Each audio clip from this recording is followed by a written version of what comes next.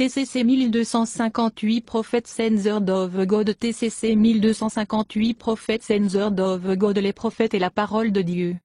Cher Père, nous te disons merci pour cette opportunité et la proportion de regarder dans ta parole. Nous invitons l'enseignant de l'Église, le Saint-Esprit, d'accomplir son ministère comme nous nous assemblons. Seigneur, nous te demandons d'oindre la parole qui sort de ma bouche pour qu'elle trouve des racines dans les cœurs de toute personne qui va l'écouter.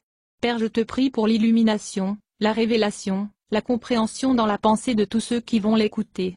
Seigneur, je te remercie de m'avoir fait ministre du Nouveau Testament et je te dis merci pour le succès de ce message du fait que le Saint-Esprit est l'enseignant. Merci Seigneur, cela ne dépend pas de moi mais tout dépend de toi, et tu es fidèle. Nous te donnons la louange et te rendons grâce dans le nom de ton Fils Jésus-Christ. Amen. Gloire à Dieu. Lorsque vous lisez quelque chose qui n'a pas de sens pour vous, rappelez-vous que ces gens vivaient à une époque différente et dans une culture qui nous est inconnue. Cela explique bon nombre des déclarations que nous semblent étranges. Mais ces déclarations peuvent être expliquées. La lecture régulière du Nouveau Testament vous montrera à quoi ressemble le véritable christianisme. Il construit un cadre et un filtre dans votre esprit à travers lequel vous pouvez évaluer ce que vous voyez et entendez autour de vous. Jésus a dit que les années qui précéderont sa seconde venue seront marquées par la tromperie religieuse, de faux Christ et de faux prophètes qui prêchent de faux évangiles qui trompent beaucoup. Matthieu 24 versets 4 à 5. Verset 11. Verset 24. Votre seule protection contre la tromperie est une connaissance exacte de la seule source d'information entièrement fiable au sujet de Jésus, la parole écrite de Dieu, le témoignage oculaire de ceux qui ont marché et parlé avec Jésus. S'il y a jamais eu un moment pour savoir par vous-même qui est Jésus et pourquoi il est venu au monde, selon la Bible, c'est maintenant. Le reste de l'Ancien Testament est un déploiement progressif du plan de rédemption de Dieu, jusqu'à ce que nous ayons la pleine révélation donnée en et par Jésus. Jésus est la révélation la plus claire de Dieu. Lui-même est son plan pour l'humanité. Jésus est Dieu devenu pleinement homme sans cesser d'être pleinement Dieu. C'est le mystère de l'incarnation. Timothée 3 verset 16. Le Nouveau Testament a été écrit par des témoins oculaires de Jésus, ou des associés proches de témoins oculaires, des hommes qui ont marché et parlé avec Jésus, l'ont vu mourir, puis l'ont vu vivant à nouveau. Avant que Jésus revienne au ciel, il a chargé ces hommes de dire au monde ce qu'il a été témoin et enseigne aux gens ce que cela signifie pour ceux qui croient en lui. Luc 24 versets 44 à 48. Ces témoins oculaires et leurs proches associés, Matthieu, Marc, Luc, Jean, Jacques, Paul, Pierre, et Jude, a écrit les documents qui sont inclus dans le Nouveau Testament dans le cadre de leurs efforts pour remplir la commission que Jésus leur a donnée. Dans les leçons précédentes, nous avons parlé de la raison pour laquelle ces auteurs ont écrit, leurs motifs, et pourquoi nous pouvons être confiants que ce qu'ils ont écrit a été transmis avec précision à nous. Dans la dernière leçon, nous avons traité de l'affirmation selon laquelle la Bible est remplie de contradictions et d'erreurs. Nous avons examiné comment ces soi-disant erreurs et contradictions peuvent être résolues lorsque nous comprenons le contexte, la culture et les particularités de la littérature ancienne. J'en dirai plus la semaine prochaine. Ce soir, je veux souligner à nouveau la place que la Bible, les Écritures, a tenue dans la vie du groupe de personnes où Jésus est né, premier siècle Israël, et la place qu'elle devrait avoir dans nos vies. Le christianisme ne concerne pas seulement ceux d'entre nous qui sont en vie maintenant, et ce que Dieu fait dans notre génération. Nous faisons partie d'un plan de développement qui inclut chaque être humain qui a mis sa foi dans la lumière du Christ Jésus, donné à leur génération, en remontant jusqu'à Adam. Nous sommes connectés à ces personnes et faisons partie de quelque chose de plus grand que nous-mêmes et cette vie. Quand Jésus fut transfiguré devant 3 de ses apôtres, Pierre, Jacques et Jean, Moïse et Élie, 2 grands prophètes du passé d'Israël, sortirent du royaume invisible pour parler avec Jésus, et ils parlaient de comment il, Jésus, était sur le point d'accomplir le plan de Dieu en mourant à Jérusalem, Luc 9 verset 31, dans la Bible du Semeur. Pierre, Jacques et Jean connaissaient Moïse et Élie à partir des Écritures qu'ils entendaient lire chaque jour de sabbat dans leur synagogue locale. Moïse a reçu la révélation de Dieu au mont Sinaï, qu'il a écrit dans les 5 premiers livres de la Bible. Il connaissait Élie à travers les écrits inspirés de Jérémie, un prophète qui a vécu et écrit l'écriture des générations après Moïse et Élie. Le jour de la résurrection, Jésus a utilisé les documents écrits par ces prophètes de l'Ancien Testament pour expliquer à Pierre, Jacques, Jean et aux autres comment, par sa mort et sa résurrection, il a accompli la prophétie de l'Ancien Testament et le plan de rédemption de Dieu. Luc 24 versets 25 à 27. Luc 24 versets 44 à 45. Paul, un auteur du Nouveau Testament, tout en exhortant un groupe de croyants à rester fidèles à Jésus, leur a rappelé qu'ils étaient entourés d'une foule immense de témoins, hommes et femmes de l'Ancien Testament, qui ne peuvent recevoir le prix à la fin de la course que lorsque nous aurons terminé la course. Hébreux 11 verset 40, NLT. Le plan de Dieu ne sera pas entièrement accompli jusqu'au retour de Jésus. À ce moment-là, il restaurera la terre et amènera tous ceux qui sont dans le ciel avec lui pour être réunis avec leur corps ressuscité de la tombe. Le Seigneur établira son royaume visible et éternel sur cette terre et vivra ici pour toujours avec sa famille de fils et de filles rachetés. Il n'y aura plus de chagrin, plus de douleur et plus de mort. La vie sera enfin tout ce qu'elle était censée être avant le péché. Apocalypse 21 versets 1 à 4. L'exactitude dans ce que les auteurs du Nouveau Testament ont écrit était critique pour eux parce qu'ils avaient un message vital à partager, celui que nous avons attendu, la semence promise, le Rédempteur, est venu, tout comme les prophètes l'ont prédit et le salut du péché est maintenant disponible pour tous ceux qui croient en lui, Jésus. L'exactitude était également importante parce que les auteurs étaient conscients qu'ils étaient inspirés par le Saint-Esprit, et qu'ils écrivaient des Écritures sur un pied d'égalité avec les prophètes de l'Ancien Testament. Pierre, un témoin oculaire, l'un des 12 apôtres de Jésus, a écrit 2 documents du Nouveau Testament, I et 2 Pierre. Pierre a écrit la 2e épître peu de temps avant d'être exécuté pour sa foi en Christ. Peter savait qu'il allait mourir bientôt. Il a écrit pour exhorter les croyants à se rappeler ce qu'il et d'autres apôtres leur ont parlé de Jésus. 2 Pierre 1 versets 14 à 15. En se référant au moment où ils ont vu Jésus transfiguré, Matthieu 17 versets 1 à 5, Pierre a écrit, « Car nous n'avons pas inventé des histoires intelligentes quand nous vous avons parlé de la puissance de notre Seigneur Jésus-Christ et de sa venue. Nous avons vu sa splendeur majestueuse avec nos propres yeux. » 2 Pierre 1 verset 16, dans la Bible du Semeur. Pierre dit à ses lecteurs, « Maintenant que nous avons vu Jésus et entendu Dieu l'appeler son Fils, nous avons encore plus confiance dans les prophètes de l'Ancien Testament. » 2 Pierre 1 verset 17 à 19. Peter les a exhortés à prêter une attention particulière à ce qu'ils ont écrit. Et surtout, vous devez comprendre qu'aucune prophétie dans l'Écriture n'est jamais venue des prophètes eux-mêmes. Il était le Saint-Esprit qui a poussé les prophètes à parler de la part de Dieu. 2 Pierre 1, versets 19 à 21. Puis, dans cette même lettre, Pierre a mis les écrits des apôtres, témoins oculaires, sur le même plan que ce que les prophètes de l'Ancien Testament ont écrit et appelé les écrits de Paul Écriture. 2 Pierre 3 verset 2. Je veux que vous vous souveniez et compreniez ce que les saints prophètes ont dit il y a longtemps et ce que notre Seigneur et Sauveur a commandé par vos apôtres, NLT. 2 Pierre 3 versets 15 à 16, Paul vous a écrit avec la sagesse que Dieu lui a donnée, parlant de ces choses dans toutes ses lettres. Certains de ces commentaires sont difficiles à comprendre, et ceux qui sont ignorants et instables ont tordu ces lettres pour signifier quelque chose d'assez différent de ce qu'il voulait dire, tout comme ils le font les autres parties de l'Écriture, et le résultat est un désastre pour eux, dans la Bible du Semeur. Nous devons comprendre l'estime que les auteurs du Nouveau Testament avaient pour les Écritures. Ils ont grandi en entendant comment Dieu est apparu visiblement à leurs ancêtres sur le mont Sinaï et a donné à Moïse des commandements que Dieu lui-même a écrits. Alors, le Seigneur a instruit Moïse d'écrire et d'enseigner ces paroles. Ces paroles de Dieu, la loi et les prophètes, ont dominé leur vie. Exode 24 verset 12. Exode 34 verset 27. Les apôtres comprennent maintenant que ces écritures indiquent Jésus qu'ils ont vu. En se basant sur ce que Jésus leur avait dit la nuit avant sa crucifixion, ils s'attendaient à ce qu'il continue de se révéler à eux par sa parole alors qu'ils obéissaient à son commandement. Jean 14 verset 21. Jésus a aussi promis à ses apôtres qu'après avoir quitté ce monde, le Saint-Esprit leur rappellerait les choses qu'il leur avait dites et les conduirait dans toute la vérité. Cette même nuit, Jésus a dit à ces hommes qu'il est la vérité et que la parole de Dieu est la vérité. Jean 14 verset 6. 14 verset 26. 16 verset 13. 17 verset 17. Songez à ce que Paul a dit au sujet de l'importance des Écritures dans une de ses épîtres, une lettre aux Éhésiens, croyants qui vivaient dans la ville d'Éphèse, située dans l'actuelle Turquie. Dans cette ville, tant les Juifs que les païens, non-juifs, sont venus à la foi en Jésus par la prédication de Paul.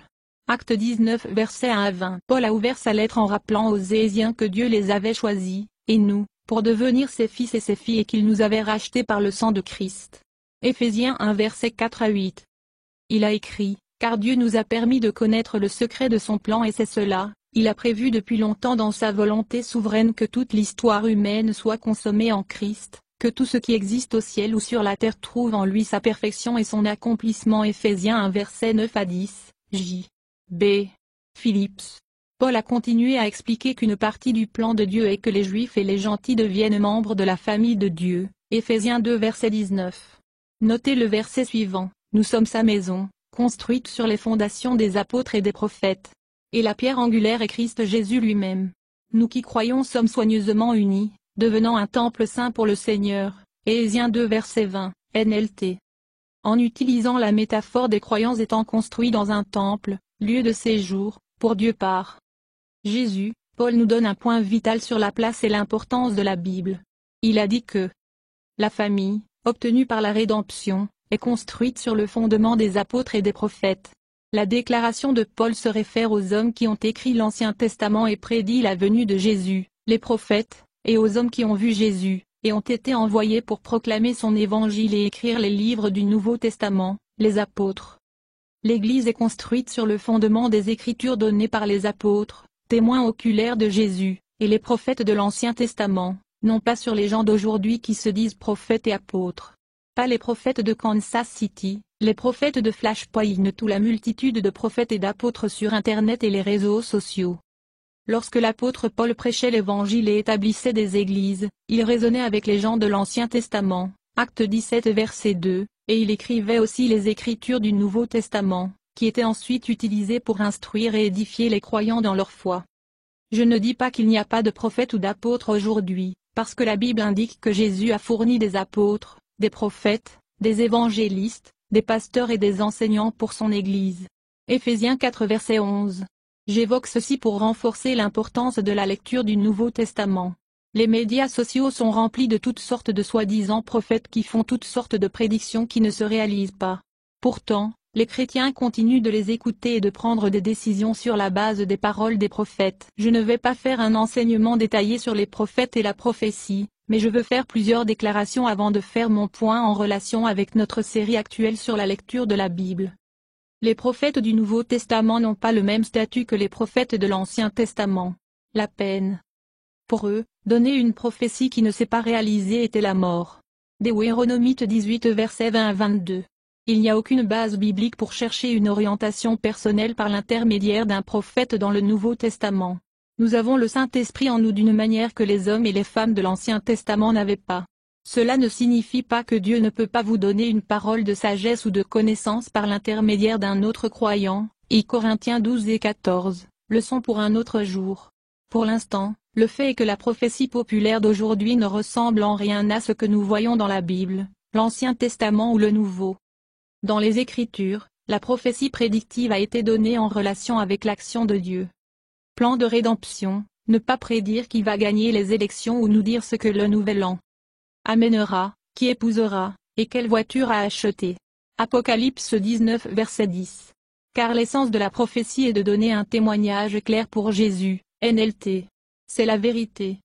Concernant Jésus qui inspire toute prophétie, Knox.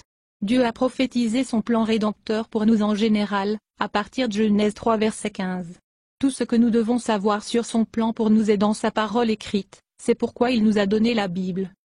Bon nombre de ces soi-disant prophètes sont aujourd'hui des maîtres du texting à l'épreuve, en utilisant un verset hors contexte pour s'adapter au point que le locuteur essaie de faire plutôt que de laisser la Bible parler d'elle-même. Par exemple, Amos 3 verset 7. L'Éternel ne fait rien sans le révéler à ses prophètes. Ce verset est utilisé à tort pour dire que nous devons écouter les prophètes actuels de Dieu. Mais voici le contexte de ce verset. Israël était sur le point d'être jugé pour des années de culte d'idoles et de corruption morale et sociale. Moins de 30 ans plus tard, le royaume du Nord était en fait conquis par l'Empire assyrien. Dieu a averti Israël avant que le jugement ne vienne, afin qu'il voie clairement qu'il garde sa parole. Dieu avait dit à leurs ancêtres, quand il les a fait sortir de l'Égypte, « Si vous m'abandonnez pour d'autres dieux, je laisserai vos ennemis vous envahir. » Deutéronome 4 versets 25 à 28. 2 Chroniques 20 à 20. Croyez aux prophètes de Dieu et vous prospérerez. Notez le contexte. Israël a fait face à une armée ennemie écrasante. Ils ont cherché l'aide de Dieu, et il leur a donné des instructions spécifiques par son esprit, par le biais d'un Lévite. Alors qu'Israël montait sur le champ de bataille, le roi a rappelé à son armée que si elle suivait des instructions, il réussirait au combat, et c'est ce qui est arrivé. Ce verset n'a rien à voir avec la prospérité financière ou politique parce que vous croyez prophète. Dieu a préservé la lignée rédemptrice dans laquelle Jésus est né. Hébreux 4 verset 2. Quand ce que les prophètes d'aujourd'hui prédisent ne se réalise pas, certains attribuent l'échec aux croyants qui n'ont pas mélangé la foi avec, ou croient réagir selon, leur prophétie. Ce verset n'a rien à voir avec la prophétie. Il se réfère à la génération d'Israël qui Dieu les a délivrés d'Égypte, qui ont ensuite refusé d'entrer et de s'établir dans le pays que Dieu leur avait donné.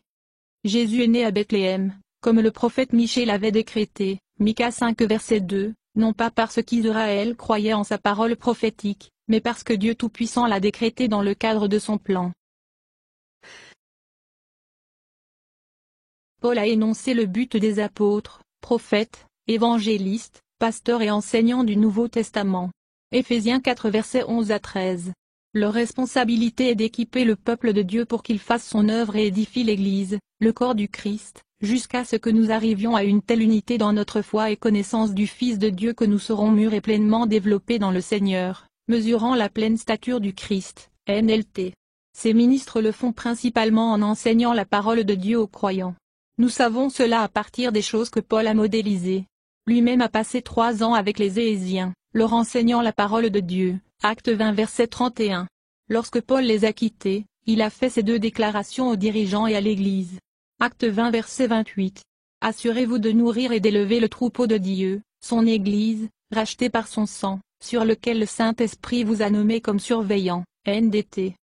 Acte 20 verset 32. Et maintenant je vous confie à Dieu et à la parole de sa grâce, son message qui est capable de vous édifier et de vous donner un héritage avec tous ceux qu'il a mis de côté pour lui-même, dans la Bible du Sommeur. Remarquez comment Paul a fini son énoncé sur ce que le résultat du ministère des apôtres, prophètes, évangélistes, pasteurs et enseignants devrait être dans nos vies, alors nous ne serons plus comme les enfants, changer à jamais notre opinion sur ce que nous croyons parce que quelqu'un nous a dit quelque chose de différent ou parce que quelqu'un nous a intelligemment menti et a fait le mensonge sonner comme la vérité. Éphésiens 4 verset 14, dans la Bible du Sommeur. La parole de Dieu est la nourriture qui édifie les croyants, nous rend forts et nous protège de la tromperie. Matthieu 4 verset 4. Pierre 2 verset 2. Jacques 1 verset 21. Mais nous devons le manger, l'absorber en le lisant, pour en bénéficier. Si jamais il y avait un temps pour savoir ce que le Nouveau Testament dit, c'est maintenant. Lecture régulière vous construira un cadre dans votre esprit qui vous aidera à évaluer l'afflux constant d'informations. Alors, quand quelqu'un parle soi-disant au nom du Seigneur, vous serez en mesure de reconnaître si ce qu'ils disent a une quelconque ressemblance avec le christianisme que l'on trouve sur chaque page du Nouveau Testament. Vous ne serez plus ému par chaque vent de doctrine et chaque nouvelle révélation qui vient. Vous deviendrez convaincu que Dieu accomplit son plan de rédemption et réaliserez que tout ce que nous voyons est temporaire et sujet à changement par la puissance de Dieu, soit dans cette vie ou la vie à venir. Et vous serez convaincu que non seulement son plan sera complet, il passera jusqu'à ce qu'il nous fasse sortir. Ma prière est que par ces leçons chacun de nous sera inspiré pour marcher comme Jésus a marché. Laissez Jésus vous faire confiance à travers sa parole, la Bible. Merci Seigneur pour votre merveilleuse parole que tu as choisie pour que ça passe par moi. Merci Seigneur de choisir des fils et des filles d'être conformes à l'image de Jésus-Christ et d'être faits comme tes enfants en caractère et en puissance, pour tout ce qu'on entend. Que cette leçon puisse nous donner le désir de rechercher et de grandir en Jésus-Christ dans cet endroit. Seigneur, nous vous remercions et nous vous servons sur votre scène, notre désir c'est de demeurer en toi au nom de ton Fils Jésus-Christ. Amen. Louez le Seigneur, louez le Seigneur.